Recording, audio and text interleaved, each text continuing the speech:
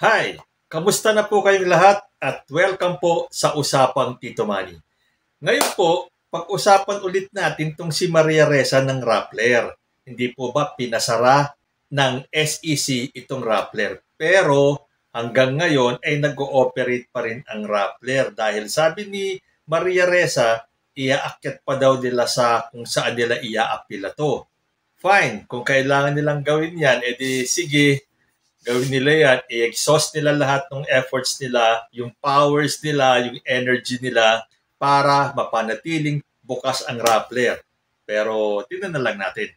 Kasi meron akong nabalitaan na ito daw si Maria Ressa humingi ng tulong kay Hillary Clinton. Wow, social kay Hillary Clinton. Hindi ko alam kung talaga bang siya ay humingi ng tulong or nagsumbong kay Clinton, dito nga kay Hillary, siguro close sila ni Hillary Clinton. At itong si Hillary Clinton ay nag-tweet. Sabi niya, "The people of the Philippines deserve sources of news and information that will tell them the truth. Rappler and Maria Ressa tell the truth. Shutting the site down would be a grave disservice to the country and its people." Wow! Ang galing! Ano bang magagawa ni Hillary Clinton sa kaso mo, Rappler? Maria Ressa, may pasumbong-sumbong ka pa. Kung nagsumbong ka nga talaga, or humihingi ka na saklolo, may magagawa ba yan si Hillary Clinton? Kung talagang sa batas natin ay ikaw ay may ginawang violation at ipasasara ka, sa tingin mo, mahihinto ni Hillary Clinton yung pagsasara ng Rappler? Or bakit kailangan nyo pang magsumbong or humingi ng tulong sa ibang bansa? Ano, nagpapaawa kayo? Wala naman magagawa yung si Hillary Clinton sa kaso mo or kahit na kanino ka man magsumbong dyan. Wala silang magagawa. Ano bang pakialam nila sa internal affairs natin dito?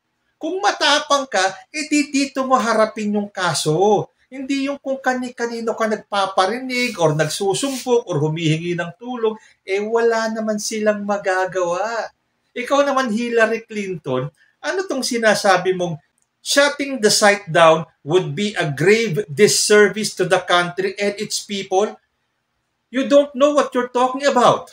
Hindi grave disservice sa bansang Pilipinas ang pagsasara ng Rappler. Maganda para sa amin yon, para matigil na ang paghahari-harian ng Rappler. Saka alam mo ba ang totoong dahilan, Hillary Clinton, kung bakit pinasara ang Rappler? Huwag kuda ng kuda kung di naman alam ang totoong dahilan. Siyempre, maniniwala ka lang dyan kay Ressa. Inalam mo ba ang side ng Pilipinas kung bakit talaga pinasara yung Rappler na yan? Tapos sasabihin mo pa, the people of the Philippines deserve sources of news and information that will tell them the truth. Bakit? Rappler lang ba ang source of information namin dito sa Pilipinas?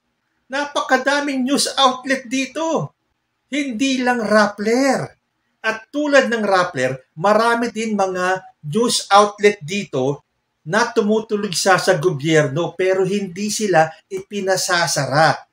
Unless meron kang violation. May violation ang Rappler, kaya sila ipinasara. So bago magdadakdak dyan Hillary Clinton, alamin muna at huwag kang mangialam sa problema or sa affairs ng Pilipinas. At ito naman si Maria Ressa, akala ko Pilipino ka. Dito ka sa Pilipinas, humingi ng tulong at harapin mo kung ano man ang problema or nung kasong kinaharap mo. Itong mga foreigners na to, walang magagawa po sa mga kaso mo sa Pilipinas. We are a sovereign country. Walang may hawak sa atin na mga foreigners. Kaya nating tumayo sa sarili nating paan, hindi natin kailangan niya mga banyagang yan. So kung nagpapaawa ka sa kanila, para kunyari isinisikil ang iyong karapatang mamahayag or kinakurtil yung iyong freedom of speech, freedom of the press, maniwala sila sa'yo. Pero kami, hindi kami naniniwala. Dahil alam namin ang dahilan kung bakit ipinasara ang Rappler. Kay President Bongbong Marcos ka kaya humingi ng tulong. Sa tingin mo, basta ka na papayagan mag-operate kung may violation ka? Parang ang napansin ko lately, parang ang gaganda ng mga post mo about kay Bongbong Marcos eh.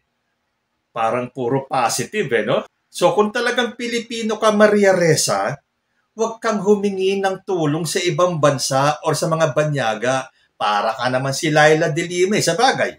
Ano ba bang i-expect natin dito sa mga dilawan na to? Or sa mga against the government at mga anti-government na to? Kundi ang magdadadakdak sa ibang bansa, sa US or kung saan man, at humihingi sila ng simpatya at nagpapa-victim sila. Di ba ganyan ang ginawa ni Laila de Lima? So itong mga ibang mga senators sa states, nagsisisigaw sila ng Free Laila de Lima! Free Laila de Lima! May nagawa ba sila? Wala po. Naakulong pa rin hanggang ngayon si Laila de Lima. Sa mga pinaggagawa ninyong yan, pinapakita nyo na wala kayong tiwala at bili sa ating justice system. So, humihingi kayo ng tulong sa labas. Kung ganun pala, ito na lang kayo manirahan sa ibang bansa. Kung saan kayo humihingi ng tulong, doon na lang kayo. Lumipat kayo kung saan man kayo humihingi ng tulong. Para din kayong si Leni Robredo noon eh. Pupunta sa abroad, sisiraan ng Pilipinas, magpapabango sa abroad, magpapabango sa mga banyaga. Para ang tingin ng mga banyaga sa inyo, kay Leni, kay Laila, kay Maria Ressa, ay mga heroes of the Philippines, mga modern heroes. Hindi eh. Dito tayo magkaalaman kung ano may mga kaso nyo, harapin nyo. Dito kayo magsumbong sa korte. Dito kayo mag-file ng inyong mga reklamo. Hindi sa mga banyaga dahil wala silang maitutulong sa inyo. May naitulong ba yung paninira ni Leni Robredo sa gobyernong Duterte? Doon sa mga sinasabi ng EJK? Hindi ba wala? May nangyari ba kay Laila de Lima? Hindi ba wala?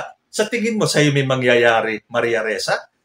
Sa tingin mo, mahihiya ang gobyerno natin kay Hillary Clinton? Uy, Hillary Clinton yan eh, di ba? At pababayaan yung kaso mo at ipapawalang sala ang mga violations na ginawa nyo? Ganyan kasi style ninyo. Meron kayong problemang kinahaharap sa Pilipinas, pero dakdak kayo ng dakdak sa ibang bansa. Naghahanap kayo ng simpatya. Naghahanap kayo ng kakampi. Hanggang salita na lang naman sila. Hanggang tweet lang naman sila. Wala naman silang magagawa. So, kung ako sa inyo, harapin nyo at dito kayo mag-file ng mga reklamo nyo. Dito kayo mag-file ng mga demanda nyo, hindi sa mga banyaga. Okay? And speaking ng humihingi ng tulong, meron tayong isang kilalang bake shop na hindi ko alam kung nalulugi na to o wala nang bumibili at nagpapaawa effect or parang publicity stamp niya para dumami ang kanyang mga customer. Ang tinutukoy ko po, itong Hison's Bakery, somewhere dito sa J. Bocobo yata ito, dyan sa may Manila, malapit sa pinagdausan ng inauguration ni President Bongbong. Paano ba naman kasi? Nung araw na yon, naglagay siya ng karatula, nagsara siya nung June 30. At sinabi niya doon sa karatula niya, "We will be closed on June 30 due to the road closures imposed by this incoming government." All caps yan para bang galit na galit, parang gigil na gigil. Yung pala, ito palang Hison's Bake Shop na to ay certified pinklawan. Sumuporta at sumusuporta pa rin hanggang ngayon kay President-Reject Leni Robredo. O ngayon, ang tawag nila sa kanya is Attorney Leni.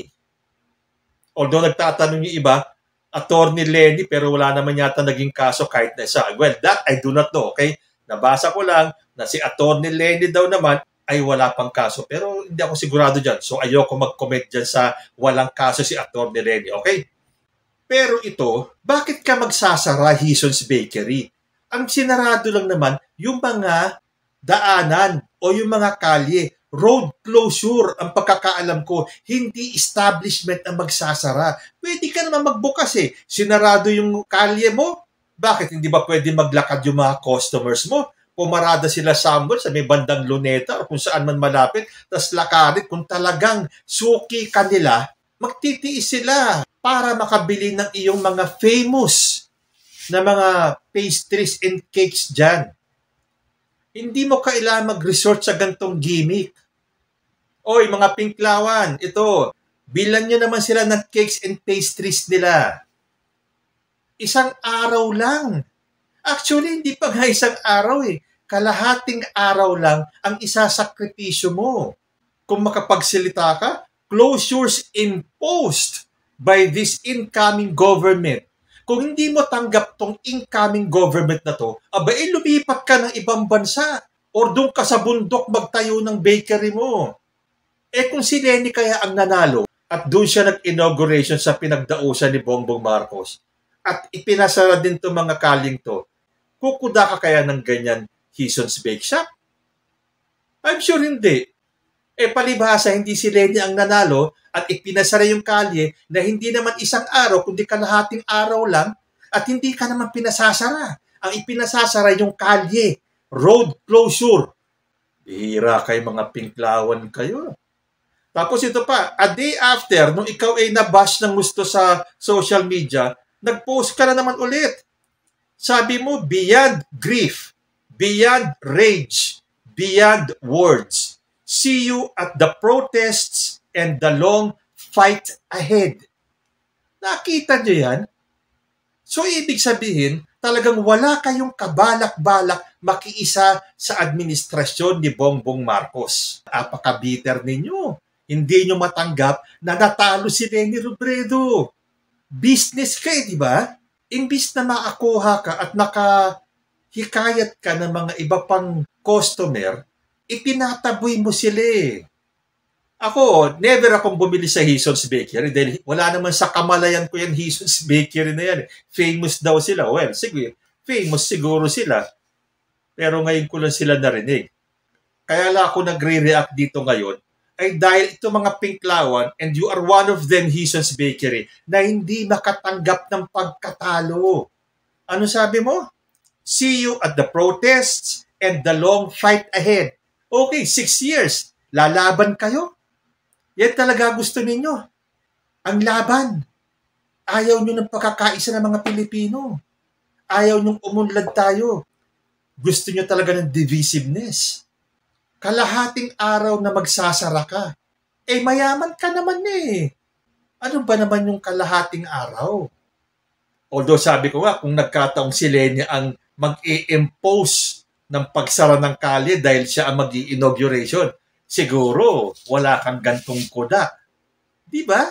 Ikaw, Hison's Bakery, ay isang napakalaking example na ito mga Pinklawan na to ay hindi makatanggap ng pagkatalo.